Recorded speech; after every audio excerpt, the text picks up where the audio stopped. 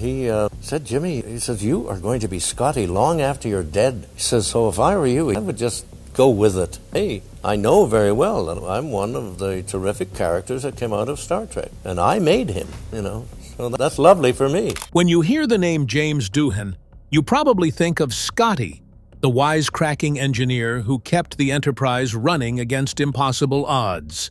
Scotty can do no wrong, a marvelous sort of thing. And, come on, what scientific or engineering thing do we ever really do? And we don't do anything. It's just that you become shall we say, a role model. For millions of fans, he was a television legend. But long before Star Trek, Doohan faced dangers far more real than anything in science fiction. On June 6, 1944, he landed in Normandy during D-Day, led soldiers through a minefield, fought enemy snipers, survived one of history's deadliest military operations, and was then shot 6 times by friendly fire. One bullet was headed straight for his heart, but a cigarette case, a gift from his brother, stopped it. This isn't a Hollywood script. It's a true story of courage, luck, and survival that will change the way you see Scotty, forever the man before the myth. To understand what James Doohan did on D-Day, you have to understand where he came from. And where he came from was complicated. He was born on March 3, 1922 in Vancouver, British Columbia. Irish immigrant parents, youngest of 4 kids. His father was a pharmacist, a dentist, and a veterinarian, all 3. But he was also a severe alcoholic who made the household a difficult place to grow up. By Doohan's own account, in his 1996 autobiography, his father's drinking cast a long shadow over the family. It was not a peaceful childhood. It was not easy, and it shaped him in ways that would show up decades later, in the kind of quiet, unshakable steadiness he brought to everything he did. Doohan was sharp, genuinely gifted in mathematics, physics, chemistry, the kind of kid who should have gone on to engineering school and had a quiet, comfortable career.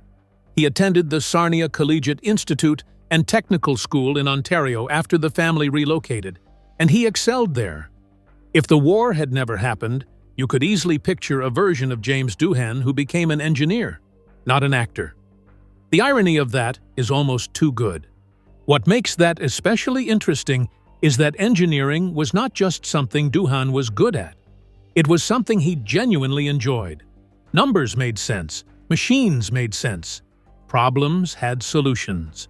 In many ways, the qualities that later made Scotty believable were already there decades before Star Trek existed.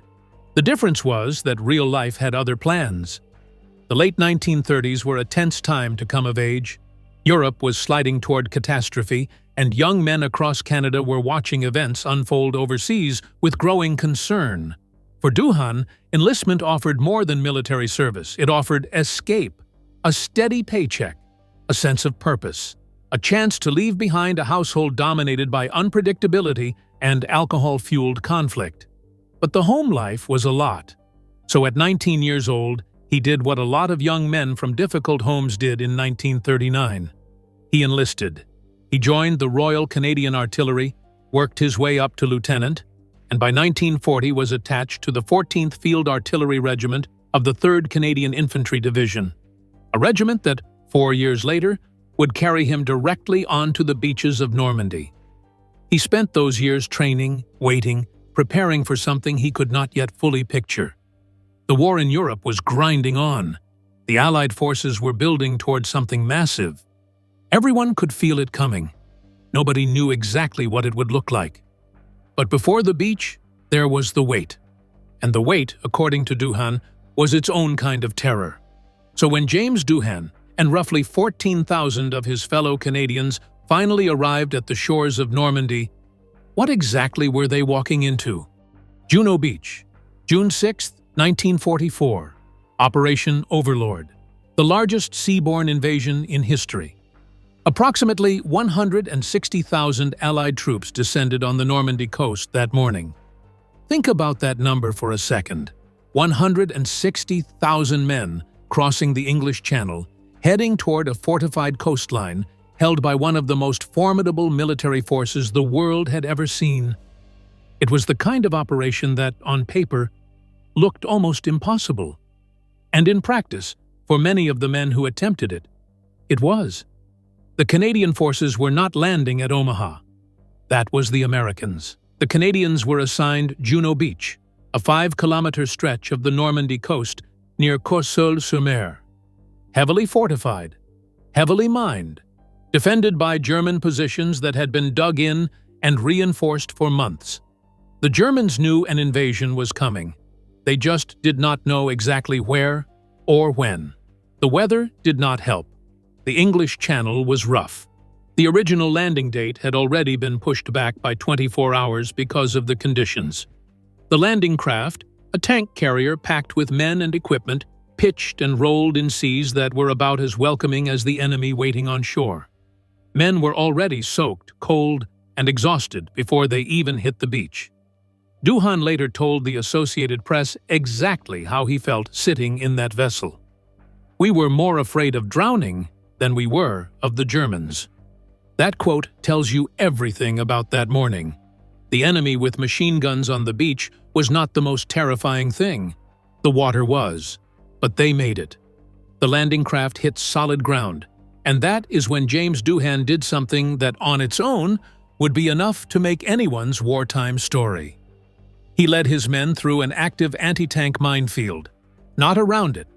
Through it. Think about what that requires. Not just physical courage, decisivité, though that is obviously there. It requires the ability to think clearly under conditions designed specifically to make clear thinking impossible. It requires leadership. It requires people trusting you enough to follow you into something that could kill all of you in an instant. They made it out the other side. Then Doohan advanced further inland and personally shot and killed 2 German snipers, a minefield, 2 confirmed kills, all before midday. By afternoon, his unit had established a secure position near Courseulles-sur-Mer. The immediate threat was contained. For a brief moment, things looked almost manageable. And that is exactly when everything went completely, needlessly wrong. After surviving a minefield and eliminating enemy snipers, what on earth could possibly go wrong for James Doohan on the same day? Friendly fire. Night had fallen on Juno Beach. The fighting had quieted. The unit had done everything right. Doohan had done more than his share. The minefield, the snipers, the landing. By any military standard, it had been a brutal but successful day. The men had dug in.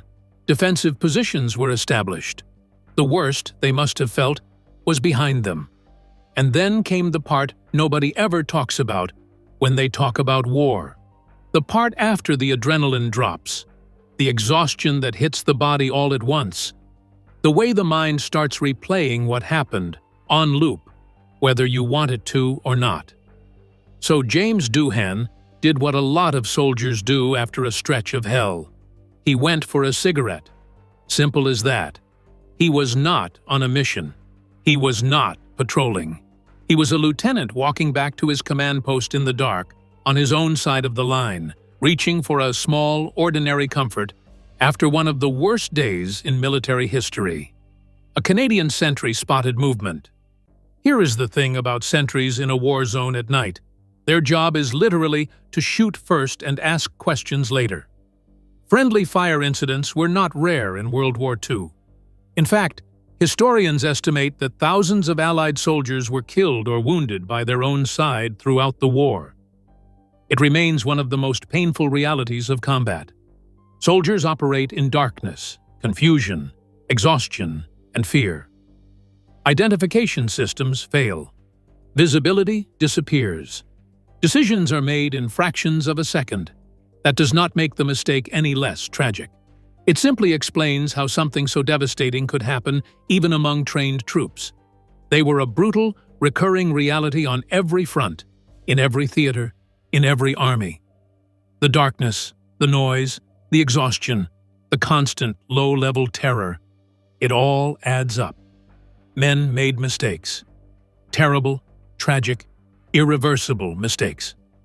The sentry had a Bren light machine gun. He was nervous. He was in the dark. And he made a terrible, catastrophic mistake. He opened fire. 6 bullets from his own side. 4 of them hit Doohan in the leg. A 5th struck his right middle finger, a wound serious enough that the finger later had to be amputated. Doohan spent the rest of his acting career concealing that hand on camera. Careful positioning, strategic props, a flesh-colored prosthetic on certain occasions. Most Star Trek fans who watched 3 seasons and 7 movies never noticed. But it was the 6th bullet that mattered most. It hit him in the chest. And here is where the story becomes almost too extraordinary to believe. Tucked in Doohan's shirt pocket, right over his heart, was a silver cigarette case. His brother had given it to him as a going-away present before he shipped overseas. A sentimental gesture, a small gift. The kind of thing you give someone when you don't know what else to say before they walk into something enormous and dangerous and uncertain. That cigarette case stopped the bullet. Not a flak jacket, not military-grade protection. A cigarette case, a gift from his brother. Pause on that for a second. One brother gives another brother a small silver case as a goodbye present. The brother tucks it in his shirt pocket. Months later, on a beach in France, after surviving a minefield and killing 2 snipers, a bullet fired by one of his own men hits him in the chest. And that small silver case, sitting right over his heart, is the only thing standing between him and death. The chest wound didn't hit a single major organ or artery. The leg wounds were serious but survivable. The finger was gone. James Doohan was alive. He later reflected on just how fine that margin was. I was 24, and if the Germans had been marginally better shots, I wouldn't have seen 25. He actually said Germans, not his own sentry. That says something about the man. So after all of that, the minefield, the snipers, the friendly fire, the cigarette case, what happened to James Doohan next? Recovery and the craziest pilot in the Canadian Air Forces. James Doohan recovered from 6 bullet wounds. That takes time. That takes a particular kind of stubbornness. And by all accounts, Doohan had that quality in abundance. The physical recovery was long. 4 bullets in the leg, 1 through the middle finger of his right hand, which had to be surgically amputated. A chest wound that had been stopped, miraculously, by a silver cigarette case, but still left its mark. You do not bounce back from that in a few weeks. You grind through it. And then you get up. Once he was back on his feet, the military did not send him back to the infantry. They sent him to the air.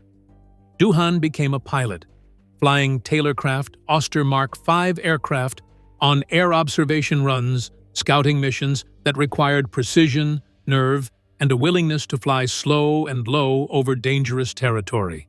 The role suited him. These were not combat sorties in the traditional sense. Air observation pilots flew small, lightweight aircraft over enemy lines, reporting on troop movements and artillery positions. It was methodical work. It required cool judgment under pressure. And then, apparently, Doohan went and made it completely insane anyway.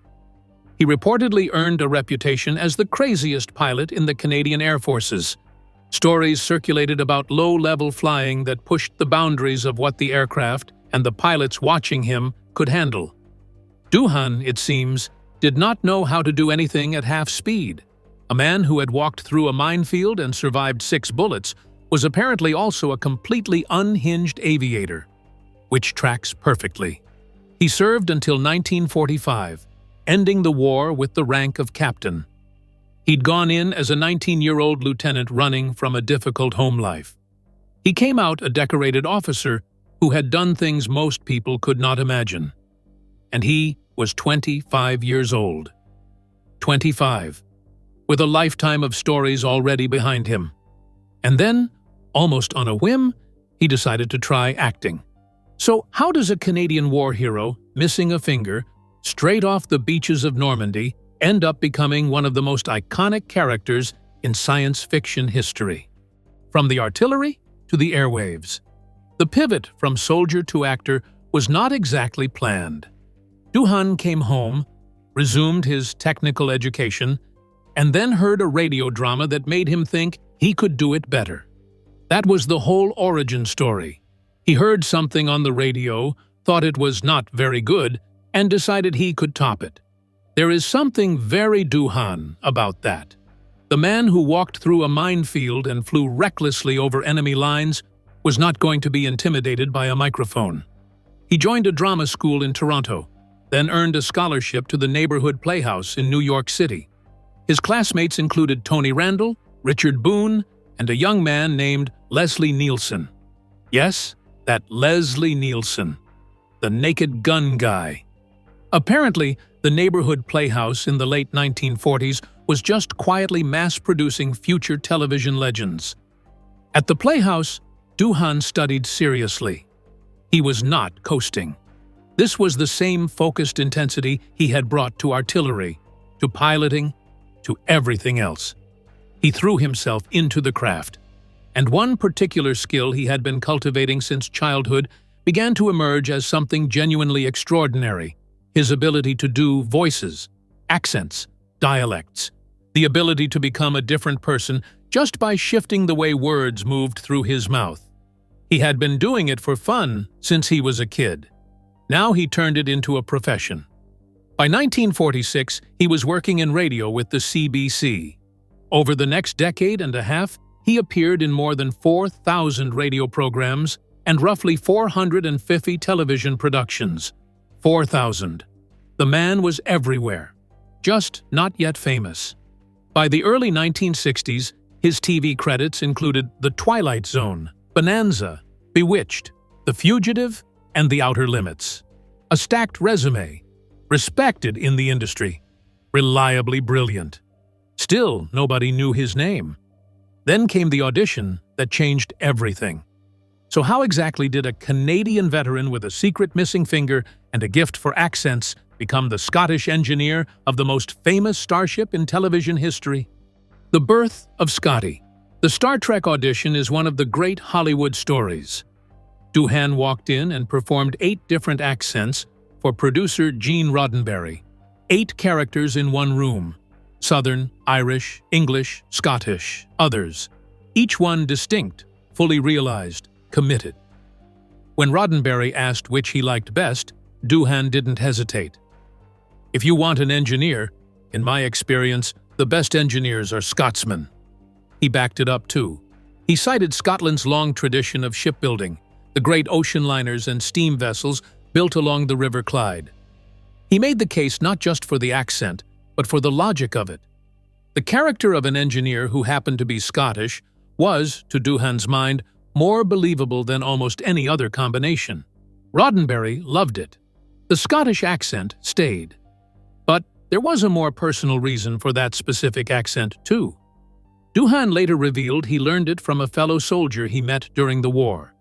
While serving in England, he worked alongside a Scottish soldier from Aberdeen, and he couldn't understand one word the man said.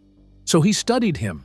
He learned that exact dialect, and that was the one he used for Scotty, the voice of a military friend. And then Doohan went further. He named the character Montgomery Scott, Montgomery being his own middle name, Scott being his maternal grandfather's name. So the most famous fictional Scotsman in television history was named, in both halves, after real people in James Doohan's family. He pushed for Scotty to subscribe to technical journals because Doohan himself did in real life. He advocated for the character's particular blend of pride, competence, and barely contained exasperation. He built Scotty from the inside out, borrowing from himself more than anyone realized. Doohan described it later with remarkable simplicity: 99% James Doohan and 1% accent. When I opened my mouth, there was Scotty. Think about what that means. The character audiences fell in love with, unflappable under pressure, calm when the ship was falling apart and always finding a way through the impossible, was basically just James Doohan in a Starfleet uniform. The steadiness that looked like fiction was borrowed from something very real. And maybe that makes complete sense. because the real James Doohan had already spent years functioning under precisely that kind of pressure. The kind that doesn't come from a script. One detail that almost nobody on set or in the audience ever caught. Doohan was missing the middle finger on his right hand. He managed it carefully. Camera angles, prop placement, the way he gestured. In certain close-up shots, you can spot it if you know what you are looking for. But most viewers never looked. Even dedicated Trekkies who watched every episode multiple times rarely noticed. The man had been hiding it since 1944, and he was very, very good at it. Star Trek premiered in 1966. It ran 3 seasons and got cancelled. Twice. NBC did not know what it had on its hands, but the audience did.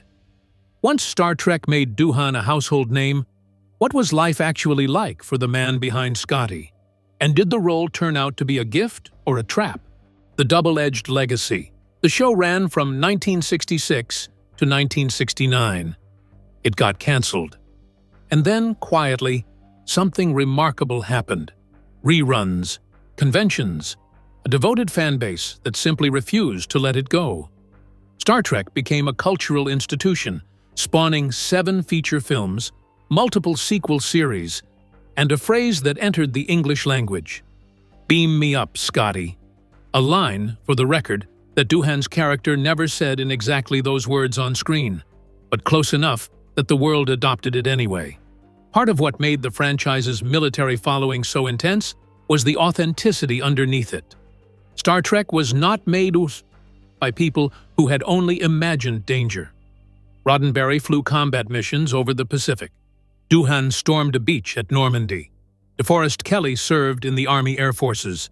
These were men who had seen what the worst of humanity looked like up close, and then chose to spend their careers imagining something better.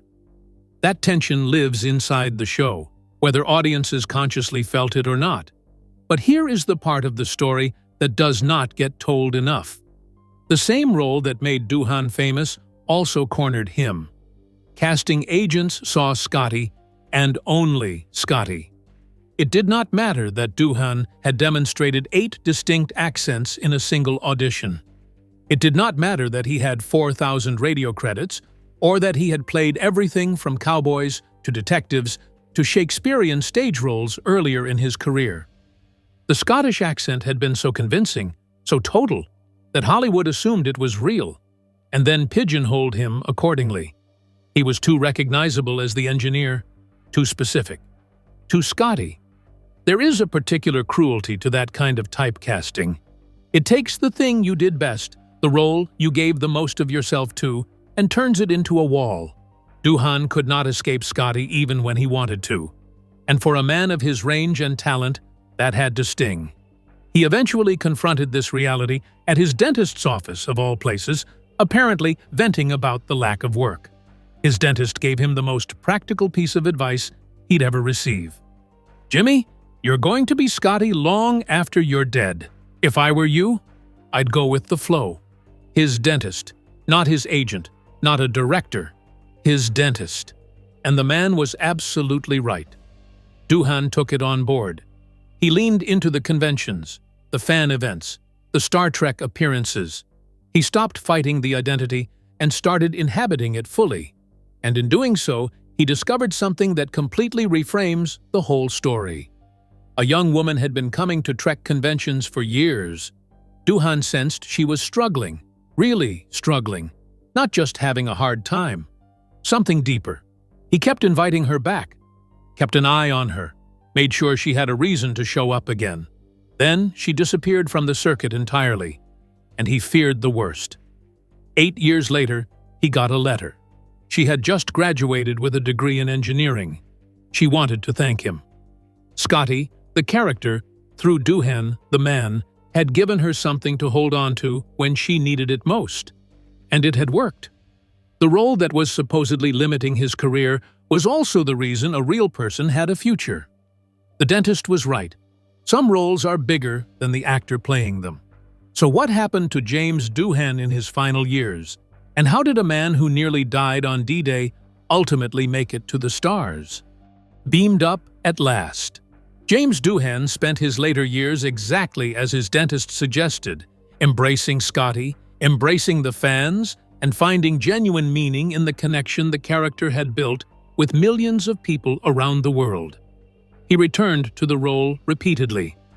Guest appearances on Star Trek, The Next Generation, and Deep Space Nine. Video game voice work. Conventions well into his 70s. The man showed up. Every time. And audiences responded to that with a loyalty that went well beyond what most actors ever experience. He was not alone among the Star Trek cast in his military background, and it is worth pausing on that for a moment.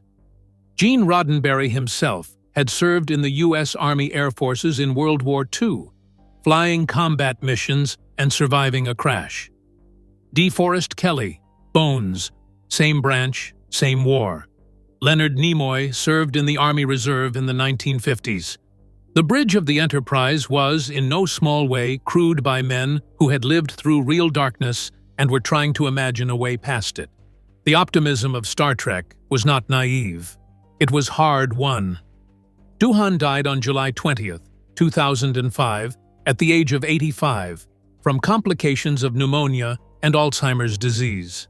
He left behind 7 children, a Hollywood Walk of Fame star, and a legacy that extended well beyond anything television normally produces. But the story has one more chapter. Because James Doohan had always wanted to go to space, not metaphorically, literally. His son Chris explained it simply. My dad had 3 passions: space, science, and trains. He always wanted to go into space. The man who had spent years pretending to navigate a starship wanted, more than almost anything, to actually leave the planet. After his death, the family tried to make it happen through official channels. They attempted twice to send his ashes into orbit. Both times the request was denied, or the mission failed. 2 denials. It looked like even this final wish was not going to happen. And then Richard Garriott got involved.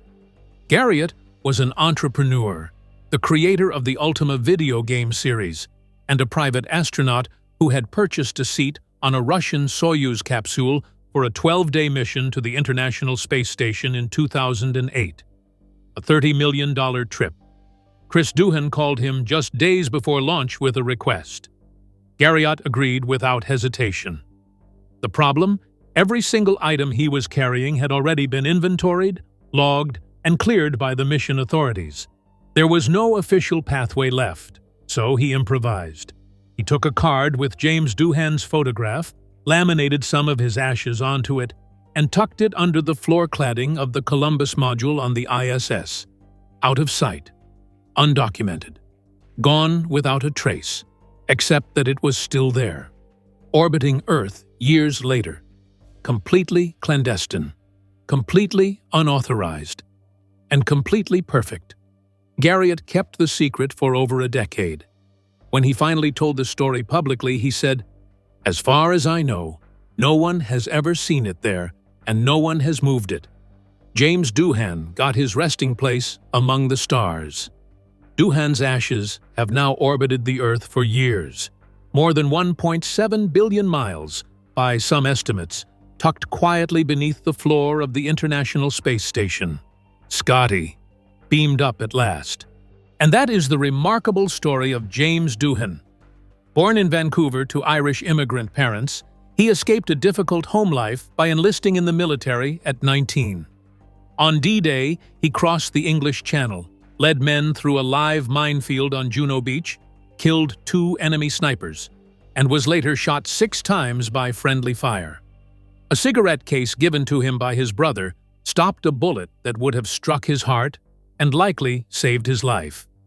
After the war, Doohan returned home, discovered a passion for acting, and studied in Toronto and New York. His extraordinary talent for accents eventually convinced millions that he was Scottish, as he portrayed Scotty in Star Trek, becoming one of science fiction's most beloved characters, while quietly concealing a missing finger from his wartime injuries. Years after his death, a small portion of his ashes was secretly carried aboard the International Space Station, fulfilling a family's wish.